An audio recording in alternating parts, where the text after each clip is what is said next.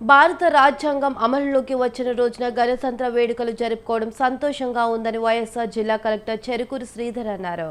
కడపలోని police parade మైదానంలో జరిగిన గణతంత్ర దినోత్సవ వేడుకలో ఆయన జాతీయ జెండాను ఆవిష్కరించారు.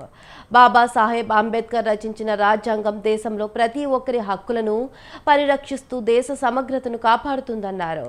ఎందరో స్వాతంత్ర సమర యోధుల త్యాగాలను స్మరించుకుంటూ జిల్లా అభివృద్ధికి అందరం పునరంకితం కావాలని పిలుపునిచ్చారు. 76వ గణతంత్ర దినోత్సవాన్ని ఘనంగా జరుపుకుంటున్నాం.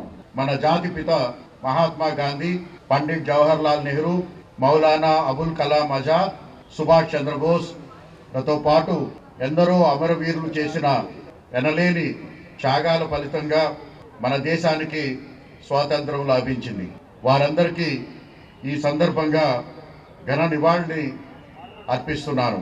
భిన్నత్వంలో ఏకత్వం కలిగిన మన దేశానికి ప్రపంచంలోనే అత్యున్నత రాజ్యాంగాన్ని రూపొందించిన డాక్టర్ బాబాసాహెబ్ అంబేద్కర్ను ఈ సందర్భంగా స్మరించుకుందాం. 76వ గణతంత్ర దినోత్సవాన్ని ఘనంగా జరుపుకుంటున్నాం. మన జాతి పిత మహాత్మా గాంధీ, పండిట్ జవహర్ లాల్ నెహ్రూ, మౌలానా అబుల్ కలాం ఆజాద్, సుభాష్ చంద్రబోస్లతో